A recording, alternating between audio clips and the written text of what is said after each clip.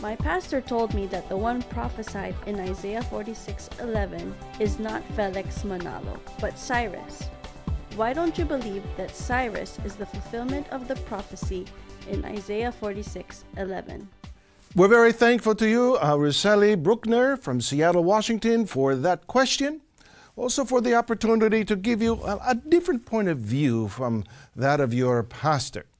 You know, since we're discussing a particular prophecy and what it's referring to, let's examine the prophecy and learn, well, what are the conditions that one has to meet in order to be the fulfillment of that prophecy.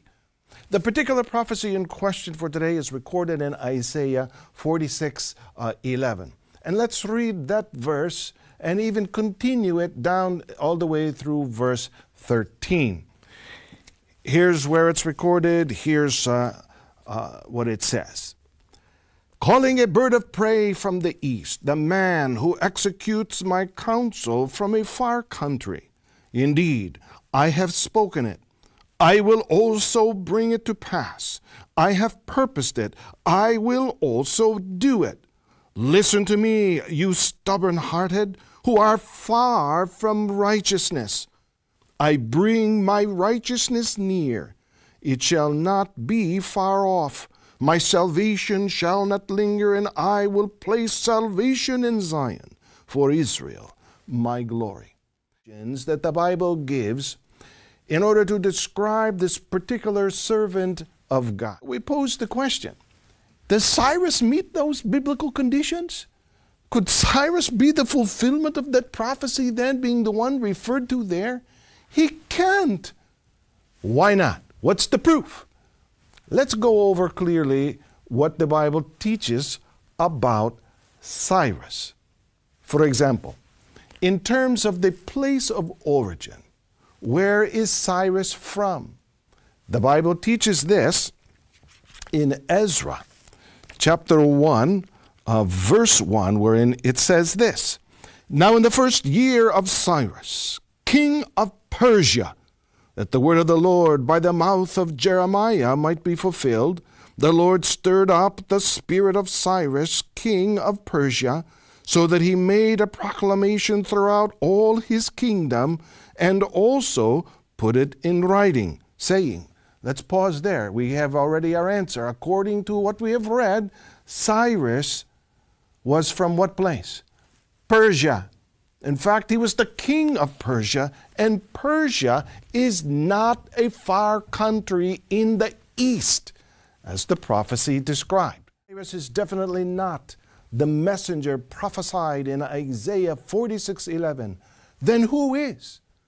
The one who fulfills the conditions described in the prophecy of Isaiah 46:11 and many more biblical prophecies is none other than Brother Felix Y. Manalo. Brother Felix Manalo was from the Philippine Islands, which is the far east, a far country in the east. INC often love to quote from the Living Bible for their teachings and quotations, and yet in Isaiah 46:11, one of their key proof texts, it says, I will call that swift bird of prey from the east, that man Cyrus from far away, and he will come and do my bidding. I've said I would do it, and I will. Now, as we should know, that exact name does not occur in the literal Hebrew, Cyrus, but the context, for example, in the context of this verse, the very previous chapter mentions Cyrus by name, and the vast majority of Bible commentaries that I've seen see it as Cyrus, king of Persia, Cyrus the Great, with very few regarding this bird of prey as Abraham or Nebuchadnezzar.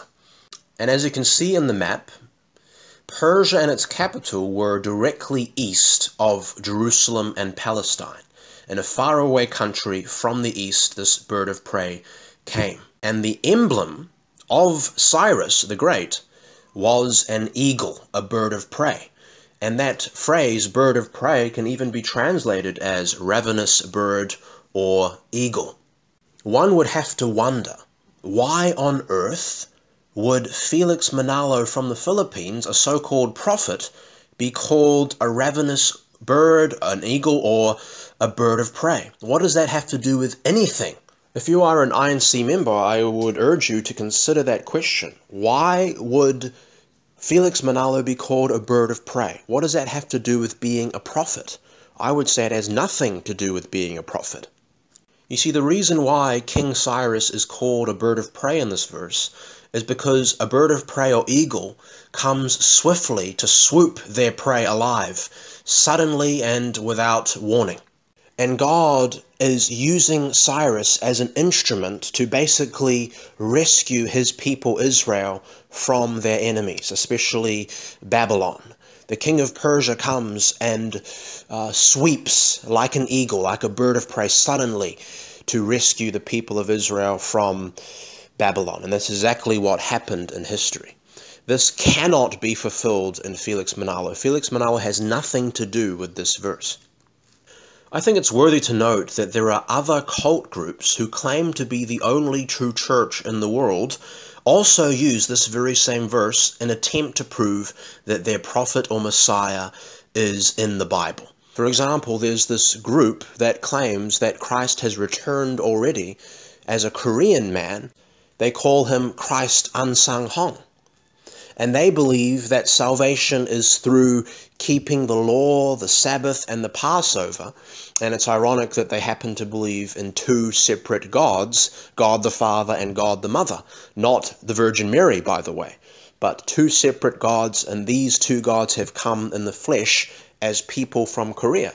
They use Isaiah 46:11, the bird of prey from the east, in order to prove, quote-unquote, prove that their Messiah from Korea, east of Jerusalem or Israel, is in fact in the Bible. So if they can take the same verse and force it to mean something totally different from what Isaiah intended, it's no surprise another church claiming to be the only true church would do the exact same thing.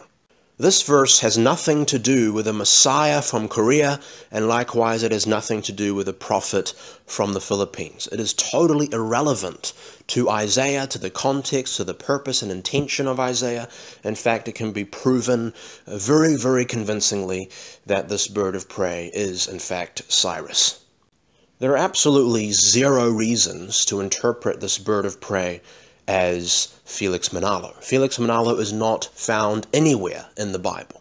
Therefore, they have no basis in believing that Felix Manalo is a prophet of God. There is no evidence. There is no reason. He's not anywhere in the Bible. And what does Felix Manalo, who came 1,200 years after Isaiah, what does he have anything to do with Isaiah's prophecy, with the context, with the nation of Israel and these fulfillments? He has absolutely nothing to do with it. There's no point in a prophet being mentioned in this verse. This has nothing to do with God raising up a prophet. He's not even called a prophet in this verse. Now, can I convince you from Isaiah, not from my personal opinions, not from my own interpretations, but from Isaiah, that this bird of prey from the east is, in fact, King Cyrus of Persia? Isaiah 45:1 says, "Thus says the Lord to Cyrus, his anointed," Cyrus is mentioned by name, it's in the Hebrew, "whom I have taken by the right hand to subdue nations before him, and to loose the loins of kings, to open doors before him, so that gates will not be shut." Now this is in the previous chapter before Isaiah 46:11. You can say it's in the very same context. And notice those key terms: subdue, nations, and kings. Isaiah 41 verse 2 of the very same book, "Who has aroused one from the east?" Notice this person is from the east. "Whom he calls in righteousness to his feet.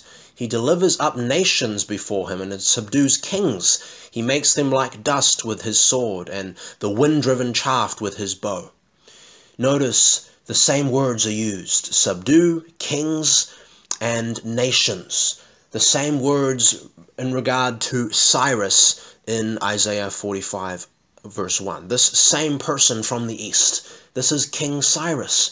This is the bird of prey from Isaiah 46:11, the one from the east, the one from a faraway country. God has called Cyrus. Notice that key term as well, that God has called this person in righteousness to his feet. God has called Cyrus to fulfill his purpose. This has zero to do with Felix Manalo. You see, to interpret the bird of prey in Isaiah 46:11 as Felix Manalo of the Philippines is just as ridiculous and silly as saying that this one who is called Cyrus by name, who subdues kings and nations, is also Felix Manalo. It makes zero sense. See, if it's really Cyrus being the bird of prey, not only is there historic evidence that it is Cyrus, not only is there external reasons to believe that it is King Cyrus of Persia, but there are contextual reasons within Isaiah to see it as Cyrus that are directly relevant to Isaiah and the nation of Israel, and God fulfilling his purpose in that time, and are totally irrelevant to Felix Manalo. How can Felix Manalo fulfill that? He's not the one who subdues kings and nations. He's not the one that God has called to suddenly come as a ravenous bird to swoop the enemies of Israel, to fulfill his purpose in that way. This has to do with King Cyrus the Great of Persia. Therefore, we can logically conclude that I and C are simply proof texting. They're taking a verse, deliberately misusing it, they're taking it out of context to support their personal agenda. They need Felix Manalo to be in the Bible, so they take a verse that has nothing to do with Felix Manalo, and they make it mean something to do with Felix Manalo.